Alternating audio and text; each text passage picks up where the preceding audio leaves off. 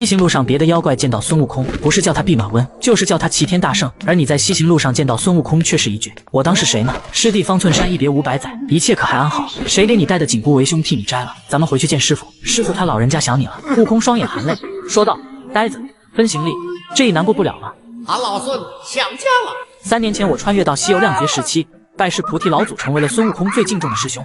此时灵台方寸山斜月3星洞中，一众弟子正听着菩提祖师讲道如痴如醉。穿越到这西游世界已经有3天时间了。刚刚穿越的时候，我还觉得特别兴奋，毕竟穿越这种机缘可不是谁都能有的。况且此刻你的身份还是3界之中鼎鼎有名的须菩提大帝，从须菩提牙缝里捞点好处，说不定也能去大闹天宫。然而今天你首次听到，却绝望了，因为菩提祖师所讲的道法你压根听不懂。可就在此时，一声机械音突然响起：“恭喜宿主穿越西游世界神级签到系统激活。”你愣了一下，果然该来的都会来的。宿主每天在方寸山进行签到，就可以获得属性点增加的奖励。如果说其他功法法宝，就需要靠系统支线任务。随着签到成功的提示音落下，你突然发现自己能听得懂菩提祖师讲述的道法。此刻，一道道灵气直接朝着你疯狂的涌来，而你的这些动静自然是逃不出菩提祖师的法眼。只不过当菩提祖师看到动静的来源是你之后，不由得更加疑惑了。在菩提祖师的印象里，你这个弟子虽然说老实本分，但是修行资质却并不突出，来到这里主要就是为了收灵猴为徒。对于其他弟子并没有什么太多的期望，可是这庸才竟然能听懂自己所讲之道，莫非以前走了眼记错了这位弟子？就在此时，3星洞外一道诚恳的声音陡然传入：“敢问此处可有仙人？晚辈花果山天生石猴前来拜师，恳请仙人收我为徒。”这道声音传入3星洞内，每个人都听得清楚，你更是心中闪过一丝欣喜。毕竟仅仅听到这声音，你就可以确定来拜师的时候正是那位来的花果山美猴王齐天大圣孙悟空。在这场佛法东渡的局之中，孙悟空作为最后一颗补天石拥有滔天器皿，所以才被佛门安排成为这场骗局之中最为重要的棋子。正在你思索之时，上手的须菩提听到洞外的声音，吩咐身边的童子把拜师的石猴带进来。我一愣，按照原本的剧情，须菩提本来是端着作为师尊的架子，让那猴子在洞外跪了7天7夜才让他进来，难不成因为自己是穿越者，打乱了时间轨迹，才导致剧情产生了一些细微的变化？思索之间呢，童子领着一个毛脸没公嘴的猴子进来，见到上手的须菩提祖师，当即立刻跪倒在地，求老神仙收我为徒。西行路上，别的妖怪见到孙悟空，不是叫他弼马温，就是叫他齐天大圣。而你在西行路上见到孙悟空，却是一句“我当是谁呢？师弟方寸山一别500载，一切可还安好？谁给你带的紧箍为兄替你摘了？咱们回去见师傅，师傅他老人家想你了。”悟空双眼含泪说道：“呆子，分行李，这一难过不了了。俺老孙想家了。3年前我穿越到西游亮劫时期，拜师菩提老祖，成为了孙悟空最敬重的师兄。此时童子领着一个毛脸没公嘴的猴子进来，见到上手的须菩提祖师，当即立刻跪倒在地，求老神仙收我为徒。你有点惊讶，这猴头没有神童之前这么老实的吗？你是何方人士？且说个相关姓名，再拜不迟。弟子乃是东胜神州傲来国花果山水帘洞人士，来到此地，求老神仙收我为徒。菩提祖师听到这话，顿时大怒，装模作样的喝道：“给我轰出去！东胜神州花果山距此不知多少山水，又隔着茫茫大海，你是如何才能来的？”那猴子听到这话，顿时急了，磕头如捣蒜：“弟子乘坐木筏漂洋过海，历经千辛万苦才来此地，求老神仙收下我吧。”须菩提祖师怎么可能算不到这猴子一路的艰险，自然不会过分的为难，稍后便将猴子收归门庭，并赐名孙悟空。那猴子高兴的上蹿下跳。我有名字啦！菩提祖师指使门下弟子给悟空安排住处，这一场讲道也因孙悟空的到来而提前结束。你也回到了自己的住处之中，因为系统给的悟性和这次听到的道法，我有把握能够一举突破，入道修为，踏入地仙境界，从此开始闭关突破。山中无日月，时间稍纵即逝，很快3个月过去，体内的气息陡然强盛。此刻方寸山传来了一阵钟声，看来又是须菩提祖师要讲道了。欲速则不达，收起心中的喜悦之情，先去听道吧。虽然我来到了3星洞，这个时候大部分的弟子也都来了，而那孙悟空正在乖巧地跪坐在其中的一个蒲团之上。看到孙悟空如今的模样，你是真无法和7年之后大闹天宫的齐天大圣联系起来。这猴子身上的仙灵之气蹭蹭直冒，竟然已经半步踏入地仙至今，你心中更是感叹不已。这猴子无人教导，只是在山中待了3个月，比我这一个开挂的修炼都快。这次菩提祖师讲到你因为有签到获得的悟性点，听得如痴如醉，而旁边的那只猴子抓耳挠腮，上蹿下跳。你这猢狲为何弄出这么大的动静来？扰乱为师，弟子首次听到，听到妙处情不自禁。你来到此地已有数月，为师不曾问你想学习什么道法？看到菩提祖师，孙悟空开始了你熟悉的表演，但是你心中却吃了一惊。孙悟空可是在方寸山足足待了7年才学的筋斗云河72变，怎么现在才3个月就开始询问想学习什么道法？之后的剧情和原版剧情一样，孙悟空这也不学那也不学，惹恼了菩提祖师，被戒师打头打了3下。就在祖师想要敲喉头的时候，身边的空气突然凝固。西行路上别的妖怪见到孙悟空，不是叫他弼马温，就是叫他齐天大圣，而你在西行路上见到孙悟空，却是一句我当是谁呢？师弟方寸山一别500载，一切可还安好？谁给你带的紧箍为兄替你摘了？咱们回去见师傅，师傅他老人家想你了。悟空双眼含泪说道：呆子，分行李，这一难过不了了。俺老孙想家了。只因为我在菩提祖师讲座的时候觉醒了系统，签到就能获得各种属性的加点，所以菩提祖师想把我和孙悟空一起3根开小灶。菩提祖师心思落定，但是并没有直接说出口，只拿戒尺敲了悟空头3下，然后深深地看了你一眼。此次讲道暂且结束，这猢狲好生张狂，1年之内不再讲道，各位就好好自行修炼吧。那些弟子当即开始数落起悟空，但是你心里却狂喜起来。刚才菩提祖师那样子肯定是在暗示你可以和悟空一起去学艺，心中琢磨着到底要不要冒险去试一试，万一是自己的一厢情愿，反正菩提祖师平时比较大度，就算自己理会错了也不会损失什么。如果真的赌对了的话，自己就能直接学到大闹天宫的本事了。2更时分，我直接来到了菩提祖师的卧房外面，并没有着急进去，毕竟主要人物还没来，不能抢了主角的风头。那孙悟空到了这里，立刻便看到了我。师兄在此3更半夜的不休息，为何要来到此处？彼此为兄，同样也参悟了祖师画中玄机。那猴子也是颇为震惊，打的是我，你来凑什么热闹？本以为能得到祖师的独传秘籍，没想到师兄也来了。不过这并不重要，对于悟空而言，学长生不老之术才是最重要。2人一起推开房门，见到菩提祖师背对2人躺在卧榻之上。猴子本身性急上手，想要直接唤醒祖师，而你眼疾手快的一把抓住我等，既然诚心拜师学艺，多等一会又何妨？听到这话，孙悟空尴尬一笑，收回了手，随后老老实实的跟在你的身边。恭喜宿主触发支线任务，菩提祖师卧房签到任务奖励先觉领悟之体，力量加100。系统突然出现的声音把你吓了一跳，这个支线任务触发的太及时了，刚好在祖师卧房里面，而且奖励的还是先觉领悟之体，到时候祖师开小灶，刚好能用得上。我和孙悟空一直在菩提祖师的卧房里等到3更时分，这时祖师突然醒来开口：3更半夜，你2人不在洞中休息，跑到为师的房中做什么？悟空在一旁显得有点手足无措，毕竟祖师并没有明确的说让他前来听讲道法，万一猜错了呢？岂不是打扰祖师休息？祖师还请息怒，今日祖师敲打师弟，弟子自作聪明，悟出3更之后前来叨扰。菩提祖师听到这话，饶有兴趣地问道：你且说说这之中有何玄机？前世看过太多遍西游记，当然知道如何解释。3记戒尺敲在悟空师弟的头上，暗示师弟3蹲前来拜见，背手离去，都是暗示师弟偷偷的来，不要惊动旁人。而师尊看向弟子的眼神，则是示意弟子与悟空一道前来。话音刚落，那卧榻之上的菩提祖师表情欣赏，看着你，这弟子悟性果然非凡，看样子这回来到方寸山竟然还有意外之喜啊！既然你2人有如此慧根，那我便传授你们2人功法，也不枉费你2人参悟。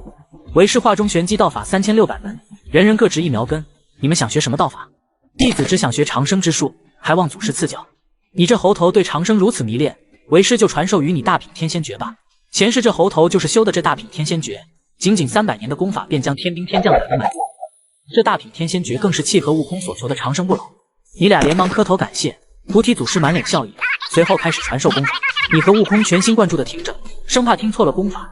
你深深地吐出一口浊气，身体盘膝而坐，将体内所有法力调动。此刻的菩提祖师已经将大品天仙诀讲解完毕，就等着你和孙悟空自行感悟。因为系统赠予的先觉领悟之体只在片刻之间，一道灵气在你体内响起，顷刻之间，你身上光华绽放，仙气滋生，这分明是大品天仙诀入门的征兆啊！此刻的菩提祖师面相复杂地看着你，这种操作无异于是老师还没讲完题目，你就开始写出答案了。菩提祖师的内心都在自我怀疑，是不是自己身为准圣的眼神出问题了？除非他体内有我不知道的天外来，就算是孙悟空这种天产狮猴，想要入门至少需要3年光阴，哪有像这样的眨眼之后便已入门？你哪知道菩提祖师如此震惊，只是默默地体会身体之中涌来的物质，这力量并非灵气，而是个人属性，有这法觉悟的加成，这大品天仙诀领悟起来自然是不难。就在一时之间，方圆千里的灵气对着你蜂拥而来。恭喜宿主修为天仙境界！菩提祖师眼睁睁地看着你一路高歌猛进，这小子的修行资质也太过强悍了吧！旁边这只天产狮猴还正在抓耳挠腮地思考怎么运行法。随后你收起灵气向菩提祖师恭敬行礼，多谢师父传授妙法。师兄，你到底是怎么修炼的？为何这么快就能入门成功？一旁的猴子抓耳挠腮看向你的眼神充满了羡慕。菩提祖师没有说话，因为也想知道这个事情的答案，太多疑问埋在祖师心头了。若不是因为身份的缘故，早就自己问了。这小子刚拜师的时候资质也不怎么样，为什么渐渐的变得这么卓绝？自己准圣的实力肯定是能算到你这本来是平平无奇的一生，但是现实和自己算到的过往并不相符，是怎么回事？这全都要归功于师傅的教导，才能让为兄有如此精进。师弟，你也可以的。西行路上别的妖怪见到孙悟空，不是叫他弼马温，就是叫他齐天大圣，而你在西行路上见到孙悟空，却是一句我当是谁呢？师弟，方寸山一别500载，一切可还安好？谁给你带的紧箍，为兄替你摘了。咱们回去见师傅，师傅他老人家想你了。悟空双眼含泪说道：呆子，分行李，这一难过不了了。俺老孙想家了。只因用我天资卓越，菩提祖师就打算让我和悟空一起开小灶，谁料我的修行速度实在着实不错，不仅让师傅惊出一声卧槽，师兄，你到底是怎么修炼的？为何会这么快便入门成功？这全都要归功于师尊教诲，才让为兄有如此精进。师弟，你也可以的。孙悟空脸上勉强挤出笑容，这句话伤害不大，侮辱性极强。须菩提祖师若有所思地看着我，他想要试一试，我是不是真的可以做到每一门功法都能如此快速入门。须菩提当即便开口道：小徐，如今你既已领悟九品混元诀，为师决定再传你们2人另外一门神通。这话刚刚说完，那边的孙悟空就显得有点懵逼了。这受益的速度有点过快了吧？师尊啊，有道是贪多嚼不烂，弟子现在连九品混元诀都还没入门呢。须菩提则是瞥了一眼孙悟空，什么叫贪多嚼不烂？你这猢狲，若是有你师兄这般天资，修说2门功法，便是10门100门，只怕也是不在话下。祖师看向猴子的目光满是痛心，分明这猴子才是1000年以来的天之奇人之子，可是在这小徐跟前，这猴子竟然有种朽木不可雕也的错觉。师傅别生气，俺老孙资质愚钝，也不知道怎么报答师傅的恩情，所以就偷偷买了一个苹果手机送给你，望你笑纳。现在正是用钱的时候，你怎么送我这么贵重的手机？没有，我看师傅您这手机用了很久了，都舍不得换掉。我发现买二手更划算，我这台是在转转二手平台买的二手苹果14 Pro Max， 才4200，比新机便宜2000多，还挺划算的。靠谱吗？当然转转，每一台手机都有多轮检验，比一般的二手靠谱。而且转转不只有手机 ，M1 芯片的苹果本才2100，买靠谱的二手，我推荐转转。而这个时候，我立刻开口道：多谢师尊，弟子定当勤勉修行，不负师尊厚望。而须菩提祖师也是十分满意徐芳的反应，当即立刻开口道：为师再传授你们一门道法，此功法虽强横，但日后免不了3灾5劫之难。他说到这里的时候，我心中陡然一动，甚至于猜都不用猜，他都知道须菩提接下来要传授的神通是什么了。果然，须菩提继续开口说道：吾有神通，唤作天罡地煞之法，飞沙走石、回天返日、降龙伏虎等等36种大神通，修成一种便可大放异彩。师尊，弟子自觉悟性不错，这天罡地煞之法，弟子想都试试。以我如今的体质还有系统，并不介意多学几种功法神通。倒是旁边的猴子听到这话，已经是脑袋都快爆炸了。听听，这是人话吗？师兄说话的时候，难道都不考虑一下别人的感受吗？此刻猴子也硬着头皮道：师尊，弟子也感觉自己悟性不错，都想试试。话音还未落下，须菩提祖师已经瞪着孙悟空：你这猢狲，以你的悟性资质，一门地煞72变化便可，莫要贪多嚼不烂。小徐，既然你全都想学，为师自然倾囊相授，日后你有所作为，也不负师徒一场。声音落下之际，须菩提祖师弹指之间，2道光团分别没入我和孙悟空灵台中。随着光团进入灵台，徐芳脑海之中立刻便浮现天罡地煞108变的神通法诀。随即，我在不假思索之时，便立刻按照口诀调动周身法力，整个过程宛若行云流水，一声沉闷之音，108变口诀在体内运转1个周天。随即，我长身而起，一片光华之中，我陡然变作一块青石。轰隆，一道灵光闪过，整个方寸山山门几乎都开始摇晃，宛若地龙翻身，天柱崩塌。与此同时，裂缝之中阴风呼啸，伴随着怨魂厉鬼惨叫哀嚎。撼山裂地轰幽，须菩提祖师眼神之中露出一抹赞赏。须菩提祖师拂袖一摆，准圣的强大实力直接便将我露出的异象镇压下去。悟法，收起你的神通。是，弟子遵命。我点了点头，看得那边的猴子一脸羡慕，看起来还是得认真努力修行才是啊。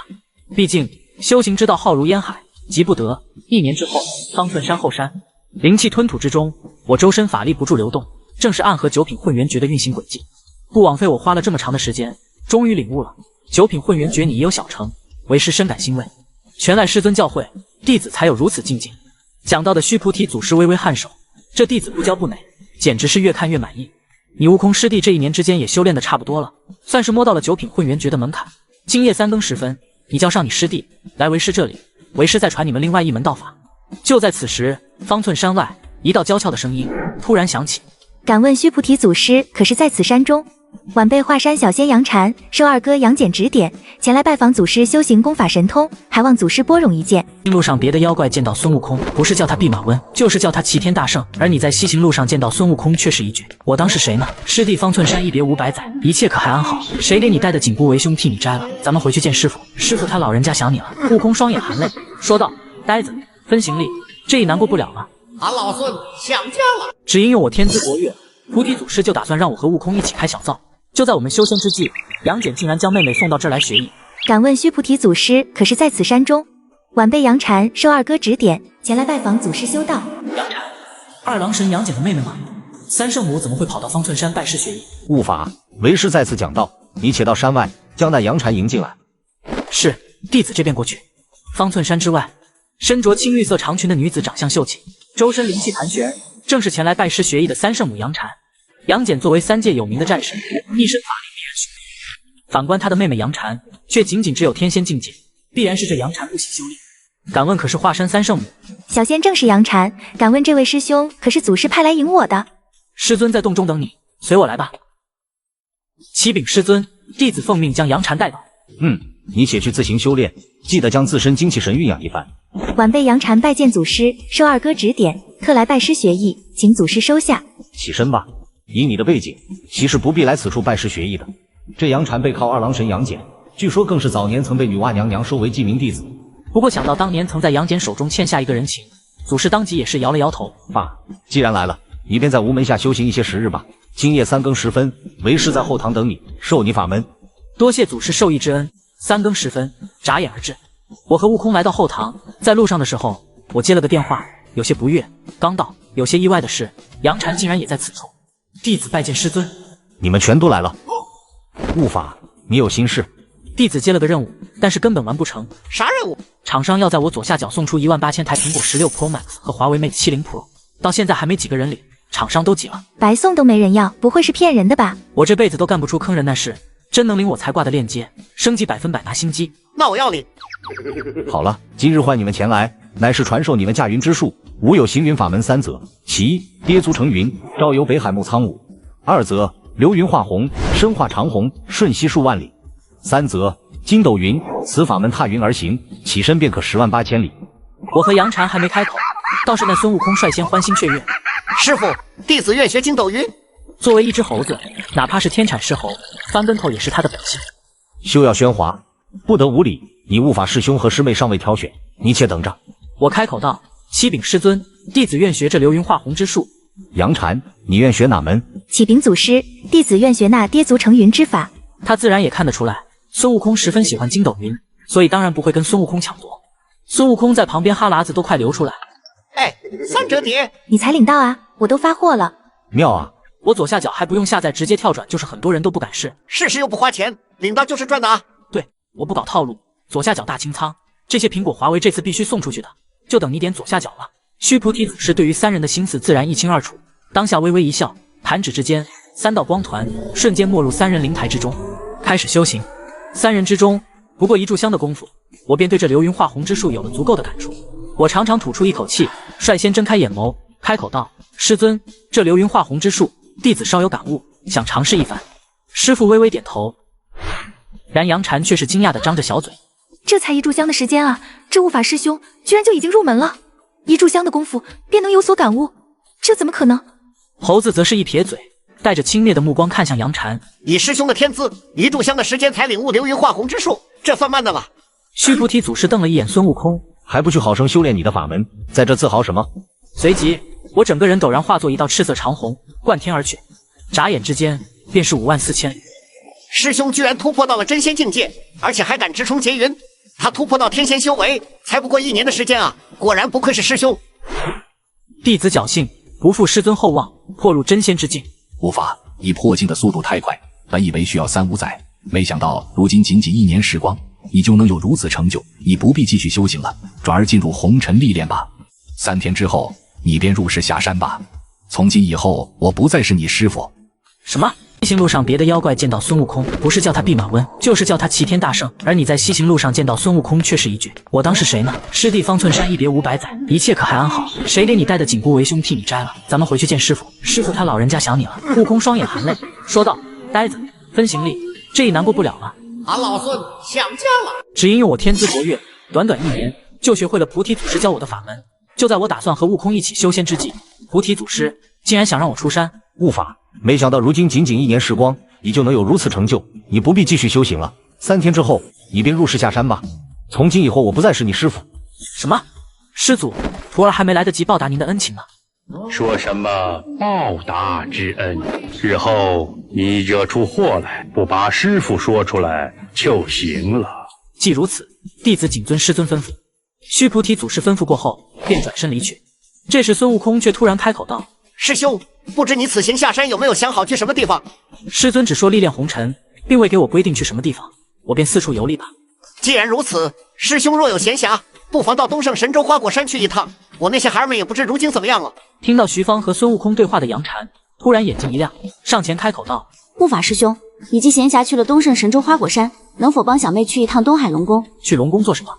小妹与东海四公主是闺中密友，师兄若是去了东海，能否帮小妹给四公主带句话，让她有空之时来方寸山陪陪我？丁，恭喜宿主触发支线任务，签到花果山，任务奖励法宝精通，力量加100；签到东海龙宫，任务奖励兵器精通。我靠，这系统倒也真的会见缝插针。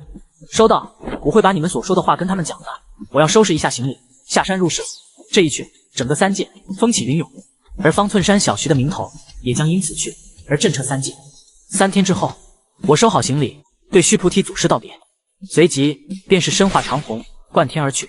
不过多时，便看到了大海之上的一座岛屿，这岛屿正是号称10州之祖脉、3岛之来龙的花果山。丁，花果山签到成功，首次签到，奖励法宝精通，力量加100。瀑布之下，有不少猴族子孙自顾自玩耍嬉闹，这些小猴子活得倒是挺自在。原著中的花果山一直平安无事，从孙悟空即将归来，花果山便引来了混世魔王。如果说没有阴谋，这是不可能的。不过这种事情牵扯的层面太高，当下看到猴群无事之后，我便捏了个隐身法，直入东海龙宫。东海龙宫，整座龙宫金碧辉煌，看起来这老龙王也是个老财迷，把龙宫装潢的这么奢华。什么人胆敢擅闯东海龙宫？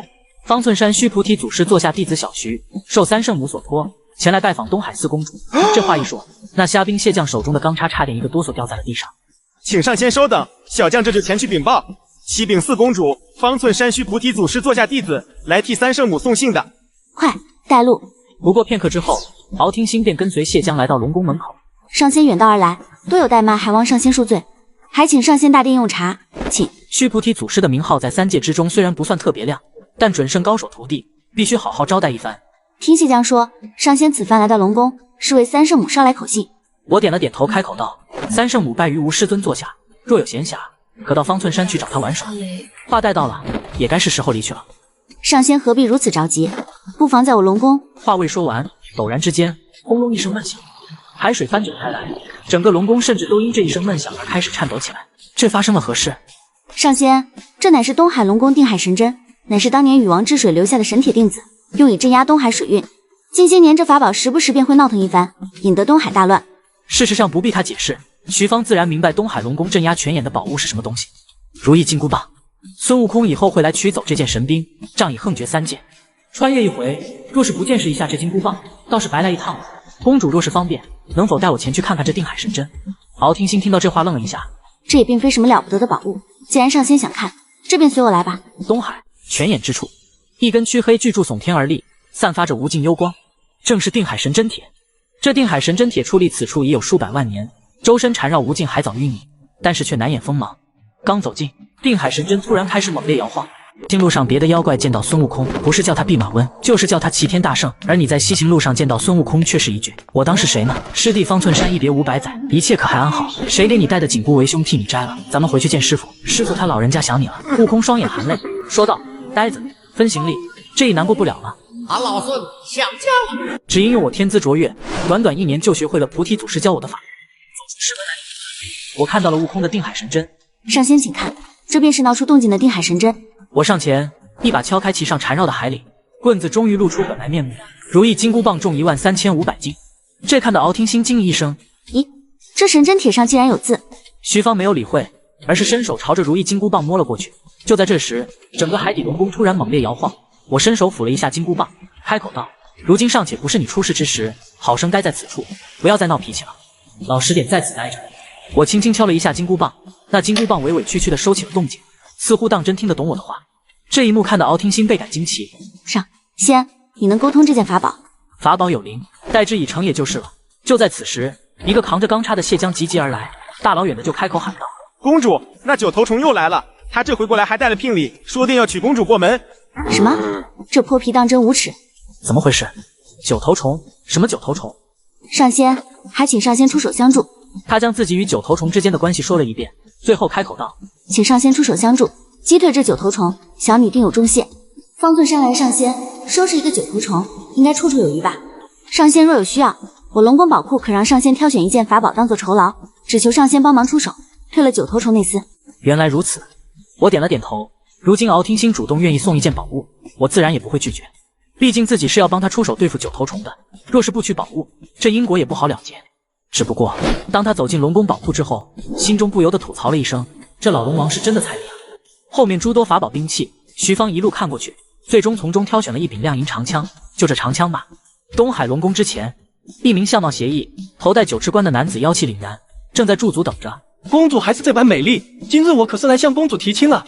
上仙，便是此聊了。徐芳点了点头，伸手示意敖听星退后，将你的聘礼收起来。这点东西，公主瞧不上眼，还是再多做些准备吧。听星乃是龙族尊贵公主，吾更是九阴妖圣之后人。你一个无名真仙，还轮不到你插嘴，给我滚！哼，吾或许籍籍无名，但你不过九阴小妖后人，畜生一只，哪来的脸面觉得自己身份尊贵，足以配得上龙宫四公主？话音刚刚落下，那九头虫登时脸色一沉。小子，你既找死，不便成全你。徐芳见状倒是丝毫不慌，右手一抬，亮银。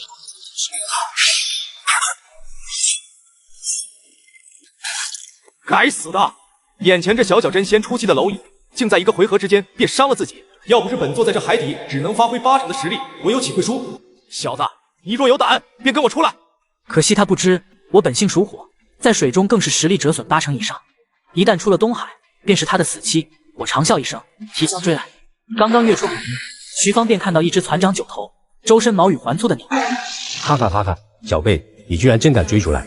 你死期到了。让别的妖怪见到孙悟空，不是叫他弼马温，就是叫他齐天大圣。而你在西行路上见到孙悟空，却是一句我当是谁呢？师弟方寸山一别500载，一切可还安好？谁给你带的紧箍为兄替你摘了？咱们回去见师傅，师傅他老人家想你了。悟空双眼含泪说道：呆子，分行李，这一难过不了了。俺老孙想家了。只因用我天资卓越，短短1年就走出师门，来到东海。龙宫四公主想我打跑一个追求她的舔狗，为了兵器，我毫不犹豫地答应了。哈哈哈！小辈，你居然真敢追出来！如今吾能发挥全部实力了，你死期到了！声音洪亮，震战千里，在整个东海都掀起了一波极为恐怖的阴浪。我却是嘴角悄悄挂起一抹弧度，随即长枪猛刺。然而，令徐芳意外的事情发生了，她竟然没事。哈哈哈！吾本体已现，又岂是你能刺破的？看样子，这亮银枪的等级还是太次了。只不过，我又岂能如此便轻易放弃？来吧，看看这里究竟是谁的主场。一声暴喝，似乎在召唤着什么。陡然，东海掀起天巨，跟通天巨柱自东海深处猛然探出来，正是如意金箍棒。我站立云头之上，右手攥着如意金箍棒，陡然一声暴喝，猛然朝着九头虫居中砸去。瞬息之间，九头虫其余8个头颅发生一阵撕心裂肺的惨嚎之声。人族修士，吾只是前来提亲，与你何干？何苦如此欺人太甚？你就不怕我全族报复吗？我冷冷一笑说道：在下斜月3星洞菩提祖师门下弟子小徐，有胆你就来这里追杀。听见这话，他瞬间没了刚才的嚣张，毕竟主事可不是谁都敢惹的。他只得仓皇逃窜。咦，这是何物？多谢上仙，这是九头虫逃窜中落下的，上仙可知？一种高科技，你喜欢我可以送你台新的。太贵重了，我不能收。都是左下角没送出的，送谁不是送啊？我这还有呢。这么多，白送都没人要吗？大家怕被骗，我左下角还有8000台苹果16 Pro Max 和华为 Mate 70 Pro 没人领。都没事，怎么知道是骗人的？试试又不花钱。对，点我左下角就行，都不用下载这些升级都能领。好的。四公主，这九头虫元气大伤，只怕数万年也难以恢复，以后怕是也不敢来了。多谢上仙。既然此间是鸟，我也该告辞了。此番入世是为历练红尘，在东海遇到九头虫也是偶然，自然不可能在东海长期停留。敖听星不自觉地看向徐芳侧脸，有些不自在的道：既然如此，上仙一路顺风。随即我有些不舍地伸手抚了抚如意金箍棒，便将之置于把。这兵器虽好，但它的主人却不是我。上仙，这居然有3折叠，都是真能领才敢推荐的。这3折叠只有我左下角有，但就1000台送完就没了。反正不吃亏，领到再说。我全程把关，想领手机的认准我左下角就行，达到等级手机直接送。告辞了。我随即身化长虹，贯天而去。1日之后，距离东海已然有了数百里之遥。此间出现一座城池，我陡然出现一股熟悉之感。我穿越的前身，来历好像就是白虎城。城中妖气弥漫，顶上黑云，城里在闹妖怪。我随即敛去修为，朝着城中走去。城池之中，我看到了些许不寻常。那看似热闹的人群，脸上无一例外，竟没有一丝血色。这些人宛若一群提线木偶，空洞的双眸之中透着一股子死气。全城恐怕已经没有一个活人了。公子，下这么大的雨，为何不找地方避雨？我如今乃是真仙修为，一眼便能看出这人背后所充斥的无尽妖气。眼前这妖怪的妖气虽然浓烈，但是还做不到杀戮全城，在他的背后必还有其余妖魔。我神色微冷，不瞒姑娘，在下来此投亲，不料没能找到亲戚，反而遇到这泼天大雨，在下正不知该如何是好。既然如此，公子不妨到我家去避避雨。那便多谢姑娘了。历练红尘，自然要有孤身入虎穴的胆魄，斩杀他背后的大妖，定然可以得到更多的功德。公子寒舍简陋，还请公子见谅。姑娘肯收留在下，在下已是感激不尽，怎敢嫌弃？而似乎是宅子里有人听到了声音，随即老者半个身子淋满雨水，匆匆跑了过来。女儿，为何现在才回？这位公子是？这位老丈，我只是个过路之人，希望能有个遮挡。这样呀，真不错。女儿，你快去生火，这皮肉紧致，一定精细可口。哈哈。老丈，你说什么？我说的是村口那只鸭呀。西行路上别的妖怪见到孙悟空，不是叫他弼马温，就是叫他齐天大圣。而你在西行路上见到孙悟空，却是一句我当是谁呢？师弟方寸山一别500载，一切可还安好？谁给你带的紧箍为兄替你摘了？咱们回去见师傅，师傅他老人家想你了。悟空双眼含泪说道：呆子，分行李，这一难过不了了。俺老孙想家了。当我走出师门后不久，便遇到了一群大妖。不错，皮肉紧致，一定精细可口。老丈，你说什么？我说的是村口那只鸭呀。女儿快些去做些汤饭，让公子暖暖肠胃。有劳老丈了，我倒是想看看这对妖魔妇女究竟想做什么。老头子，有客人来了吗？就在这时，一个老妇人颤颤巍巍从内室走出，拄着一根绿柳拐杖，看向我。又是一只妖。娘，这位公子是到城中寻亲的，遇到大雨，到咱家避避雨。那你们先坐坐，我去做饭。说罢，这妇人又看了一眼徐芳，随后便朝着院子西边的厨房走去。我一眼看去，眼神之中闪过一抹惊恐。那厨房分明是一颗巨大的人形骷髅。公子快请。多谢。刚刚端起饭碗，我便在这饭碗之中嗅出一丝不寻常的味道。迷魂药，这种迷魂药只对凡人有用。看样子我的脸息之法练得不错。我假意尝了一口，随即怦然倒地。嘿嘿，愚蠢的人类果然毫无戒心，皮肉紧致，精细可口，这回倒是不错。然而，就在他刚要张嘴咬上之时，却忽然感觉自己的额头被一只手掌抵住。我有一些想不明白的地方，不知你能不能为我解惑？小妇人惊了一下，随即陡然后退几步。你没晕过去？按说就算是一个刚刚开启灵智的小妖，想要吃人的话也犯不着这么费事。你为什么非得先把我迷晕才能吃？你知道我是妖？不错。徐芳点了点头，浑身气息陡然暴涨，直接恢复到真仙境界。我本意只是看看城里到底发生了什么，却发现你这愚蠢的妖怪居然非得把人迷晕了才吃，你这到底是什么原因？居然是真仙！打算给我解惑吗？话音未落，我陡然出手，一掌使得那老人直接便被拍为齑粉，砰的一声，粉碎落地。这妖精的修为看起来也有天仙，怎么如此不堪一击？莫以为你是真仙，我便怕你。一声暴喝，磅礴大雨抵达而来，整个破落的宅院化作森森白水，眨眼之间便融入这老者体内。他赫然化作一个粉色骷髅，达到真仙修为。与此同时，道道佛言枷锁充斥骷髅体内，形成道道金光，佛门真仙，有点意思。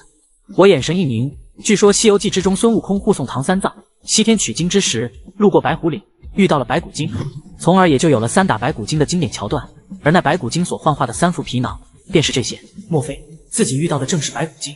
可是这白骨精体内道道佛言枷锁又是怎么回事？不等我想，白骨探出一根森然抓来。小子，既然敢多管闲事，那就死吧！烈焰缠绕，直接便将那巨大的粉色骷髅猛然吞噬。给我碎！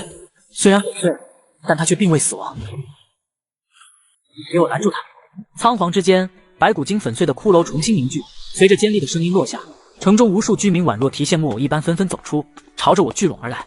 这些人都是城中居民，你若想害我，必须结果了他们。你敢担上这等杀孽吗？路上别的妖怪见到孙悟空，不是叫他弼马温，就是叫他齐天大圣。而你在西行路上见到孙悟空，却是一句“我当是谁呢？师弟方寸山一别500载，一切可还安好？谁给你带的紧箍为兄替你摘了？咱们回去见师傅，师傅他老人家想你了。”悟空双眼含泪说道：“呆子，分行李，这一难过不了了。俺老孙想家了。”当我走出师门没多久，便遇到了白骨精。本想降降，没想到他居然拿全城人的命来威胁我。这些人都是城中居民，你若想害我，必须结果了他们。你敢担上这等杀孽？然而徐芳想也不想，一拳陡然挥死，拦在他跟前的几人轰然而飞。想以此拦我，你以为我是唐僧吗？况且这些人早已生机断绝，想以此拦我。白骨精勃然大怒，陡然暴喝道：“我并未招惹于你，为何要拦我之路？不要以为是真仙修为我便怕了你。不让你怕，只要你命。”白骨精明显有些慌了，给我拦住他！想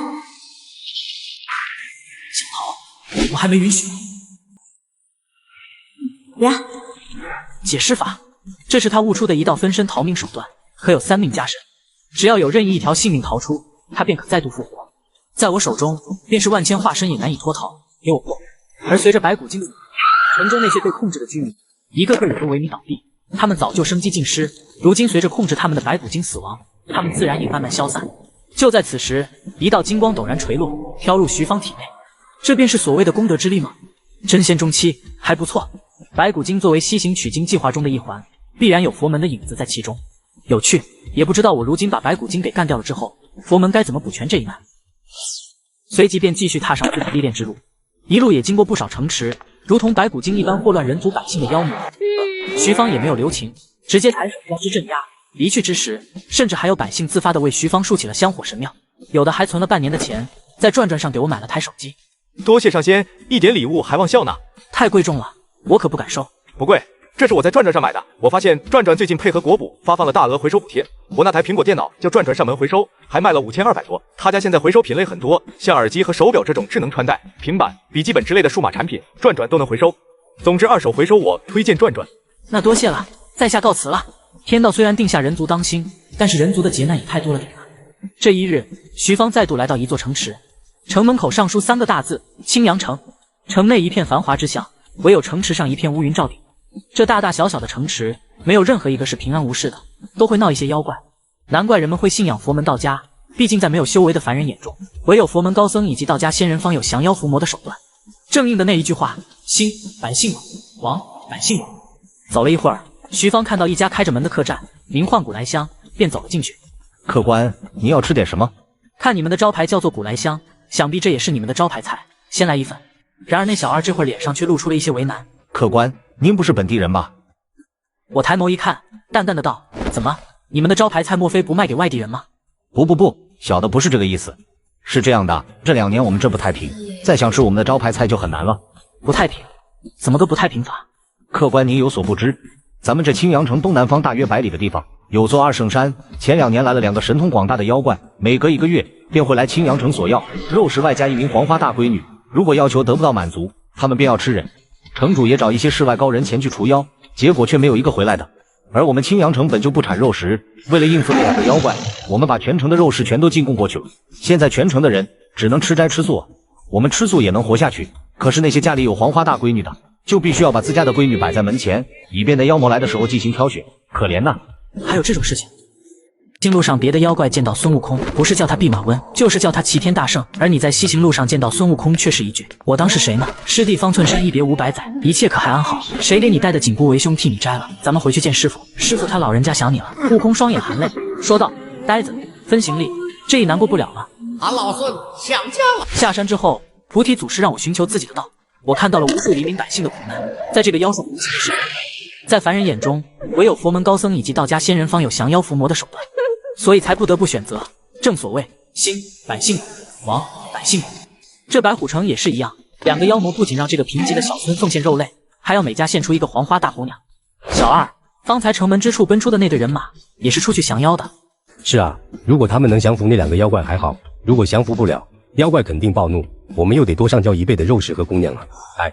突然，窗外陡然狂风大作，随着狂风，一团妖气凝结的乌云急速而来，红中可见2条桀骜身影。竟敢找些蝼蚁前来送死，当真是长了浑身的胆子。此番2等贡品，再加10对童男童女为我兄长修行，否则定要夷平2等城池。那小二早就吓得说不出话来。也罢，来到此处就替他们降服一下吧，找地方藏起来吧。徐芳随手一挥，那掌柜的和小二安全地落在了柜台后面。一阵狂风席卷，城池之中家家户户门前的木匣飞上半空，随着狂风呼啸，其中瑟瑟发抖的少女一声惊叫：“灭主，住手！”就在这时，徐芳陡然出手，袍袖挥卷之下，狂风立刻止息。哪里来的小杂碎，竟敢管你爷爷的闲事儿，找死！此时大鹏鸟已然朝着徐芳一毛刺来，徐芳用力一扯，身上砰然滋生无尽烈焰，直接朝着大鹏屋吞噬而去。这不可能，兄长！情急之间，大鹏鸟也顾不得颜面，当即出口狂叫。那蛟龙破开云层，居高临下的俯视着我。放了大鹏，我可与你跟随于我。跟随你啊，你也配？好个人族蝼蚁，得了些许修为便不知天高地厚。昂然一声怒吼，龙口张开之下，神威悍然而下。那就来吧！一声厉喝之下，徐芳法诀突然而立，一座高山直接被他射来，朝着那蛟龙碾压而去。移山填海，这小子背后必有高手，否则定然不可能领悟这等神通。短短一瞬间的功夫，方圆千里范围之内的石头朝着自己当头砸下。小子，此番我们认栽了。吴兄长乃是翠云山发骄动大力牛魔王，此番我们兄弟栽了，总有一天吴会让你付出代价。这老小子竟然真是牛魔王的结拜兄弟，也就是说日后要与孙悟空结拜，难怪这孙子这么有底气，这么嚣张。此刻城中百姓一片欢呼，他们仿佛遇到了救世主。多谢上仙，自己救下了这么多的百姓，天道也必然会降下功德。随着战斗落幕，我明显的感觉到体内功德涨了数分，所以我要找一处隐秘所在，尝试突破玄仙之谷。一旦胸中武器任意一条凝聚，便是自己突破至玄仙之时。人族有着强大的自愈能力，因此战摧毁的城池，想必他们很快便能恢复过来。各位想必那些妖魔也不敢再来了，在家告辞了。多谢上仙。众人不敢过多恳求，因为他们知道我志不在此。上仙要去寻求机缘，小的也不敢阻拦，小的愿为上仙共纵妙语，永生永世不忘上仙恩情。看着这些淳朴的村民，我无奈的选择离开，毕竟修仙世界实力为尊。不多时，他便找到一处隐秘仙山，此山名唤浮屠山，山中有着一株高耸入天、汇聚天地灵气的巨树。此处地境偏幽，灵气浓郁，正适合突破境界。早在穿越之初，我便已然有了成为天地间强者的道心。穿越一场，笑傲三界，方不负此生。1月以后，震荡轰鸣之音自徐芳体内陡然响起，震荡方圆千里之遥。我睁开双眸，其内金芒暴涨，周身法力波动，更是在这一瞬之间达到顶峰。给我破！一声低喝，玄息境界，终于玄仙了，我欣喜万分。相较突破之前，如今的法力浑厚程度，足足超出之前的5倍有余。与此同时，玄仙雷劫悄然降临。不过徐芳有着渡劫经验，倒是安全轻松的将之渡过。突然，一道声音自徐芳身边响起：“看小友古灵年岁不过数十，居然便能成就玄仙之境，着实是后生可畏。”我浑身冷汗直冒，能够无声无息靠近自己，而自己竟然没有丝毫察觉，来者是个大魔。行路上别的妖怪见到孙悟空，不是叫他弼马温，就是叫他齐天大圣，而你在西行路上见到孙悟空，却是一句“我当是谁呢？”师弟方寸山一别500载，一切可还安好？谁给你带的紧箍为兄替你摘了？咱们回去见师傅，师傅他老人家想你了。悟空双眼含泪说道：“呆子，分行李，这一难过不了了。”俺老孙想家了。下山之后，就在我突破天仙之际，突然一道声音响起：“看小友古灵年岁不过数十，居然便能成就玄仙之境，着实是后生可畏。”我浑身冷汗直冒，能够无声无息靠近自己，而自己竟然没有丝毫察觉，来者是个大魔。这老者身着灰色道袍，须发皆白，周身隐有火焰之力层层波动，气息更是浑厚无比。前辈谬赞了，与前辈比起来，晚辈这点修为又能算什么呢？此人浑厚的气息夹杂着雄浑的火焰之力，无一处不昭示着此人乃是一位绝对的大魔。莫非是乌巢禅师陆压前辈？因为穿越之前看过《西游记》，明白浮屠山正是乌巢禅师的地盘。吾已久不入世，想不到小友竟知小吾曾经之名讳。此事晚辈也是自师尊须菩提祖师之处得知，浮屠山乃是陆压前辈的地盘。原来竟是须菩提的弟子。如今吾已勘破红尘，不关3界之事。看小友刚刚突破境界，吾与小友同属火脉，吾有佛门心经1卷，可助小友免除心障，修行无碍。小友可愿修行？禅师美意，晚辈多谢了。不过晚辈自祖师之处自有法门修行，至于佛门心经，是其内理念与吾不合，晚辈多谢前辈了。乌巢禅师眼神之中闪过一抹诧异，不由开口道：“小友此话之意，莫非是不喜佛门经文？”非也，佛门与道门各有优劣，晚辈并非不喜佛门经文，只是不能认同佛门理念罢了。他这话说的，如果换成其余佛门僧人，只怕立刻便要勃然大怒。然而乌巢禅师却是一个例外，他当年曾是妖族太子，也曾入过道门，最终才辗转进入灵山。可以说他的理念贯通各门各派。吾倒是未曾参透佛门理念有何不妥之处，小友可愿为吾解惑？晚辈谬论，若说的不对，前辈不必放在心上。据晚辈所知，灵山佛门自称大善，此言不错吧？然而灵山之中真心向佛者却是少之又少。那乌巢禅师点了点头，小友此言倒是不错，不过灵山却也并非如此不堪。你可知当年如来佛祖割肉饲鹰，观音尊者以身饲养，若非真正大善，岂能做到如此？但晚辈却认为此举不过伪善罢了。猛虎食肉之后，莫非便可不再伤生？金翅大鹏吞噬如来血肉之后，莫非便可不再害命？灵山佛门最让晚辈无法认同的理念，便是那所谓的善人百年行善，一旦为恶，便不得修成正果。恶人杀生百年，一朝放下屠刀，却可立地成佛。此举对百年善人何其残忍，何其不公！既然不公，世人又何须佛门之道？须知众生皆苦，众生自度之。这一番话说的乌巢禅师眼眸之中金光闪烁，似乎想通了什么事情。哈哈哈哈，小友说的不错，灵山里面却有不妥，众生皆苦，众生自度之。如此说来，纵然没有佛门传道，世人也可自行繁衍，愈发昌荣。他的这个反应倒是让我愣了一下，自己不过是说了一下自己的内心想法，没想到竟然点破了乌巢禅师。小友此番点拨，令吾茅塞顿开。前辈太过客气了。乌巢禅师沉吟片刻，随即伸手于虚空一抵，一个红色葫芦以及一本古朴书册跃然手中。此二物乃是当年吾在封神之时所依仗的杀气神通，随吾进入灵山之后尘封多年，今日得小友点拨，无以为报，便将此二物转赠小友，小友但请收下。这竟然是